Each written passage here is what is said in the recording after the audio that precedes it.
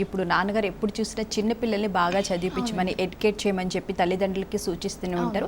అలాగే తల్లిదండ్రులకు కూడా మంచి సలహాలు ఇస్తూ ఉంటారు. మరి విద్యకు సంబంధించి పిల్లలు వెనుకబడి ఉంటే గనక వాళ్ళు ఎటువంటి రుద్రాక్షలు ధరించవచ్చు, ధరిస్తే వాళ్ళకి ఎలాంటి శుభ ఫలితాలు ఉంటాయి అంటారు?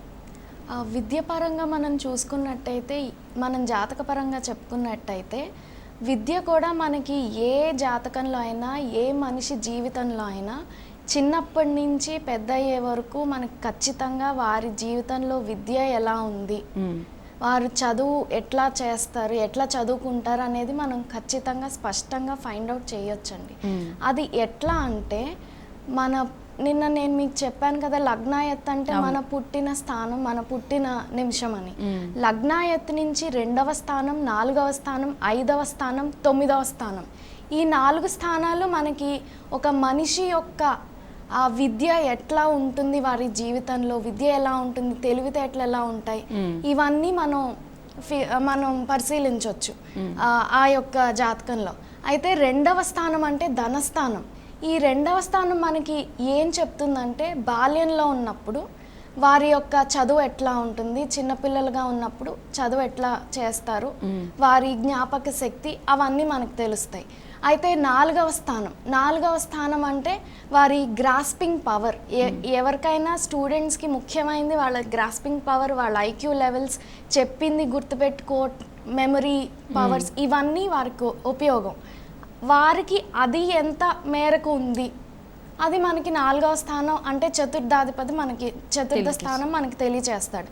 అయితే 5వ స్థానం 5వ స్థానం, ఈ 5వ స్థానం మనకి హయ్యర్ ఎడ్యుకేషన్, హయ్యర్ స్కూల్.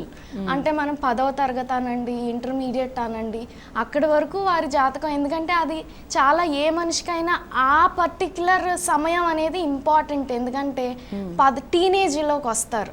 టీనేజ్లోకి వచ్చినప్పుడు 10th వరకు ఒకలా ఉంటే, ఇంటర్ నుంచి మనస్తత్వం, ఫ్రెండ్స్, ఇవన్నీ స్కూల్లో ఒకలా ఉంటుంది, ఇంటర్లో కాలేజ్లో ఒకలా ఉంటుంది. అది మనకి ఖచ్చితంగా మనకి 5వ స్థానం తెలియజేస్తుంది. అయితే 9వ స్థానం, ఈ 9వ స్థానం భాగ్యస్థానం. ఇది ఈ ఆధునిక కాలంలో మనం చెప్పుకోవాల్సి వస్తే పీజీ, డిగ్రీ పైన పీజీ, ఎంబీఏ, డాక్టర్స్, ఇంజనీర్స్, అంటే హయ్యర్ ఎడ్యుకేషన్. ఇది ఎట్లా ఉంది, వీరు ఈ పర్టికులర్ మనం ఏమైతే జాతకాన్ని పరిశీలిస్తున్నామో వీరు అంతవరకు వెళ్ళగలరా, వెళ్తే వాళ్ళ ఫలితాలు ఎలా ఉంటాయి, ఇవన్నీ మనకి తెలియజేస్తుందండి. అంతేకాకుండా విద్యాకారకుడైన బుధుడు ఏ స్థానాల్లో ఉన్నారు, లేకపోతే ఏ గ్రహాలతో కలిసి ఉన్నాడు, ఈ కాంబినేషన్స్ అన్నీ కూడా మనకు ఖచ్చితంగా వారి చదువు, వారి విద్య, వారి లైఫ్ లాంగ్ అక్కడితో చదివేసుకున్నాము, డిగ్రీ అయిపోయింది, పీజీ అయిపోయింది అంటే కాదు కదా. లైఫ్ చాలా నేర్పిస్తుంది మనకి.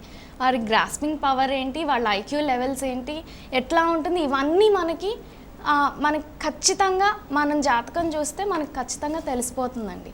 అంతేకాకుండా మన రుద్రాక్ష మనం కొంతమంది యావరేజ్ స్టూడెంట్స్ ఉంటారు, బిలో యావరేజ్ స్టూడెంట్స్ ఉంటారు, వాళ్ళకి ఖచ్చితంగా వారి జాతకంలో ఉన్న కాంబినేషన్స్ బట్టి మనం ఖచ్చితంగా ఒక కాంబినేషన్ రుద్రాక్ష వేసుకోవచ్చండి. దాన్ని బట్టి ఖచ్చితంగా డెవలప్మెంట్ అయితే ఉంటుంది. జయ జయ శంకర శివ శివ శంకర, జయ జయ శంకర శివ శివ శంకర.